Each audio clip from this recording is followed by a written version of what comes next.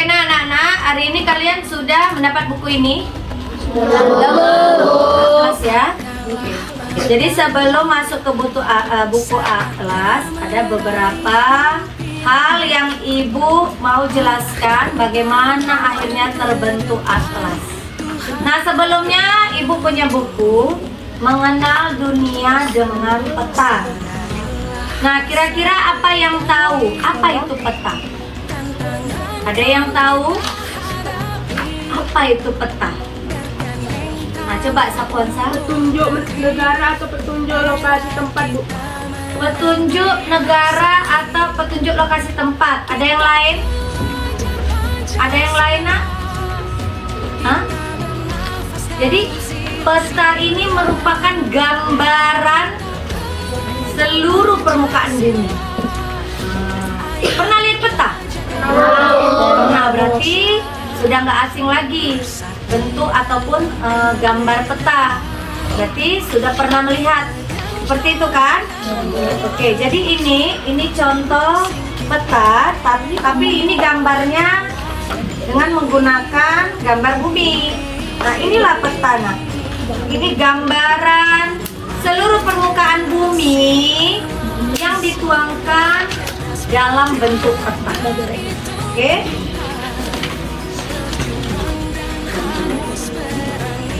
Nah, dari buku ini ibu akan menjelaskan beberapa hal seperti pengertian peta. Nah, pengertian peta itu sendiri merupakan gambaran permukaan bumi pada bidang datar, memiliki skala dan dibuat melalui suatu sistem proyeksi. Jadi membuat peta itu nggak asal-asalan, ada semua ukurannya, ada semua ketentuan-ketentuannya. Komponen-komponen apa yang harus ada dalam peta? Kita lihat komponen apa ya yang harus ada dalam peta. Nah, ini dia. Apakah syarat peta yang baik? Nah, perhatikan, di dalam peta itu harus ada judul peta. Misalnya peta tentang peta apa?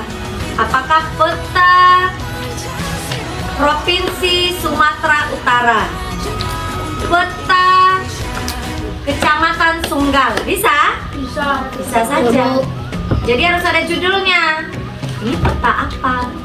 Peta permukaan wilayah Indonesia, berarti keseluruhan dari wilayah yang ada di Indonesia. Kemudian ada arah mata anginnya. Nah, arah mata angin ini, Nak, menunjukkan apakah suatu wilayah itu berada di sebelah utara, timur, selatan, atau barat. Begitu ya. Kemudian ada juga peta inset. Nah, peta inset ini siapa yang udah tahu peta inset? Peta inset itu, Nak, gambaran suatu wilayah yang lebih besar, dia lebih dominan, lebih luas dia wilayahnya dibandingkan suatu wilayah. Misalnya di daerah Jawa ada wilayah misalnya bagian pantai. Pantai itu lebih dominan, dia lebih luas dia wilayah dibandingkan wilayah yang lain, sehingga dia dimasukkan sebagai peta inset. Itu dia maksudnya ya. Kemudian ada juga komponennya simbol. Jadi kalau kamu pernah melihat simbol-simbol yang ada di peta, itu semua ada ketentuannya cara membuat simbol. Misalnya kamu mau, misalnya terdapat pegunungan, maka akan disimbolkan dengan gambar segitiga. Seperti itu ya. Kemudian ada juga koordinat peta. Jadi koordinat peta itu titik dari suatu wilayah. Misalnya kita mau mencari di mana ya letak Medan, di mana ya letak Binjai, ada semua titiknya di situ. Itu namanya koordinat peta. Kemudian ada lagi komponennya skala peta. Dari skala peta ini, Nak, skala peta dengan skala sebenarnya. Skala peta itu maksudnya dia dibuat gambarannya lebih kecil, dibuat dalam bentuk peta. Kalau skala sebenarnya bisa dimasukkan ke dalam bentuk peta, mana mungkin. Ukuran bangunan sekolah ini aja kira-kira berapa meter persegi? Mau dimasukkan ke dalam buku, bukunya sebesar apa? Buku raksasa. Mana mungkin, nengoknya pun pusing kita kan, harus manjat lagi ke dalam buku kan. Jadi dibuatlah dia skala peta Contohnya 1 cm di dalam peta, 1000 atau 1 juta di peta sebenarnya, maksudnya di skala sebenarnya. Ya, itu contohnya. Kemudian yang terakhir ada legenda. Jadi legenda ini biasanya kamu dapat lihat di bagian bawah peta, ada keterangan-keterangan. Seperti itu ya. Oke, nak? Kemudian ada juga simbol peta, simbol warna pada peta. Jadi nggak sembarang. Kalau peta itu ada beberapa warna yang digunakan.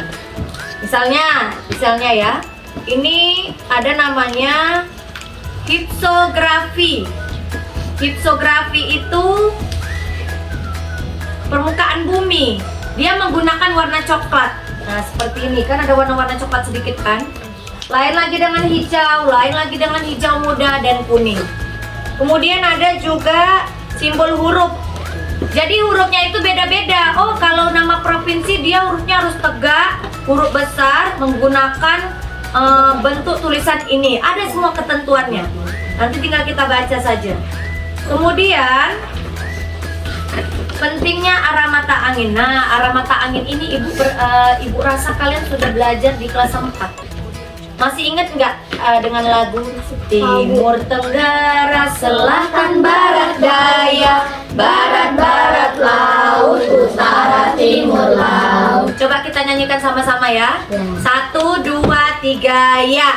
Timur Tenggara, Selatan Barat Daya, Barat Barat Laut, Utara Timur Laut. Oke, itu merupakan arah mata angin. Jadi tadi seperti yang Ibu katakan di awal, bahwa suatu wilayah itu harus dilihat apakah arahnya sesuai dengan arah mata angin yang sudah ditentukan. Tinggal kita lihat aja, oh arah mata anginnya, oh wilayahnya ada di mana? Oh ada di utara. Berarti dia ada di sebelah utara. Bisa kita tentukan melalui peta. Kemudian ada bentuk peta. Nah, bentuk peta ini nak ada namanya peta terestrial dan peta hasil penginderaan jauh.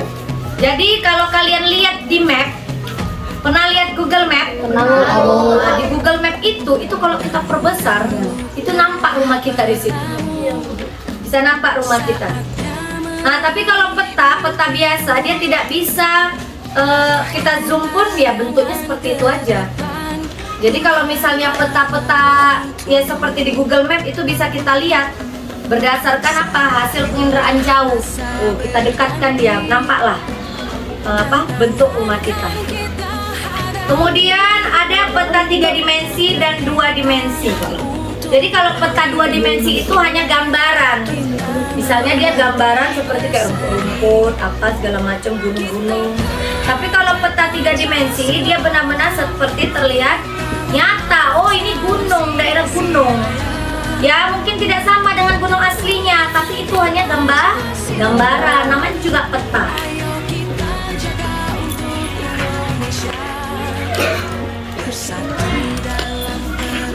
Nah kemudian yang terakhir, untuk memudahkan kita menggunakan peta, itulah kita gunakan namanya atlas.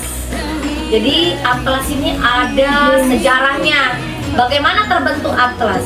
Bagaimana membuat atlas? Apakah ada ketentuan-ketentuan ataupun komponen-komponen seperti ketika membuat peta? Nah itu bisa kamu lihat di buku atlas yang kamu pegang. Coba lihat bukunya masing-masing. Yang tidak ada boleh dikongsi sama teman. Apanya, Bu? Oh. Nah, sudah. Coba kamu lihat di dalam buku itu, buka satu wilayah. Ada peta di dalamnya. Coba lihat agak ke belakang. Ada nampak? Wilayah apa saja? Samudra Hindia.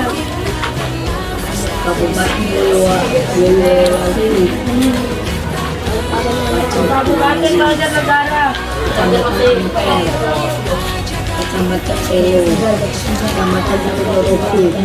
Nah, misalnya gini, Kabupaten Blitar, Kabupaten Trenggalek, ya kan? Jadi untuk membuat atlas, sama nak, harus ada judul. Judul atlas. Coba lihat di bagian peta itu. Judulnya ada nggak di atas? Ada judulnya. Kemudian ada isi atlas. Nah, isi atlas ini coba kita lihat, itu berisi nama-nama wilayah dari suatu wilayah itu.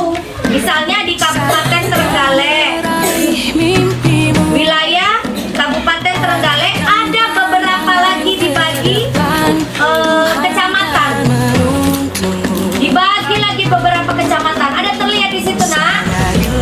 Ada? Oke. Jadi itu menunjukkan bagaimana atlas ini disusun dengan baik. Kemudian ada daftar isi. Coba lihat di bawah, nak. Di bawah ada daftar isi. Nah, di bawah juga itu namanya legenda. Jadi dari legenda ini kamu bisa melihat keterangan-keterangan berdasarkan atlas yang sudah dibuat, berdasarkan atlas yang sudah tersedia. Oke? Nah, anak-anak ibu nanti anak-anak ibu tinggal melihat contoh atlas yang sudah tersedia dari buku ini dan tinggal melihat bagian daftar isinya beserta wilayah dari suatu atlas wilayah tertentu. Oke, nak? Oke, silakan.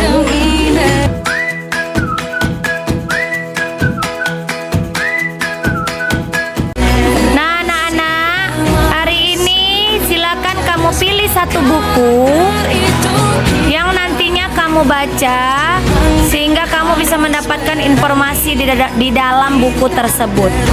Kemudian nanti kamu akan presentasi masing-masing mengenai apa isi dari buku yang sudah kamu baca. Oke, bisa? Bisa, Bu.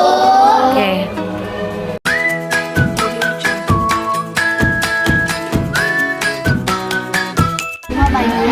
Bagian yang mendapatkan oksigen disebut oksidasi, dan bagian yang kehilangan oksigen disebut reduksi. Oke. Yang lain? Buku yang saya baca berjudul Mengenal Benua. Dalam buku ini membahas tentang benua yang ada di dunia ada 5 benua, yaitu benua Asia, benua Afrika, benua Amerika, benua Eropa, dan benua Australia. Setiap benua dibagi menjadi beberapa kawasan. Indonesia terletak di kawasan Asia Tenggara. Oke, luar biasa. Apa lagi? Ayo, Bu. Oke, silakan Sapuansa. Buku yang saya baca adalah mengenal ikan air tawar. Kalian pasti tahu ikan. Ikan bisa ditemukan di kolam, sungai, dan laut. Banyak variasi ikan yang bisa kita jumpai di laut, seperti ikan badut, ikan koki, ikan hiu, dan ikan paus. Ikan-ikan itu memiliki tempat mereka masing-masing. Oke, bagus. Siapa lagi, nak? Oke, Safira. Buku yang saya baca adalah populasi dan makanan. Pada tahun 1999, populasi dunia mencapai 6 miliar jiwa. Dan makanan tersedia untuk makanan lain. Akan tetapi sebagian di wilayah permukaan bumi hanya sedikit cocok untuk kesehatan. Oke, bagus. Silakan. Siapa lagi? Oke. Judul buku yang saya baca adalah Bermain dengan Air. Kita dapat mengenali buku kita bahan-bahannya adalah menggunakan sekolah, mesin, bermandi, dan air dan minyak. Pertama-tama letakkan spons ke dalam bermandi tersebut. Kemudian gunting spons tersebut menjadi 2,5 cm.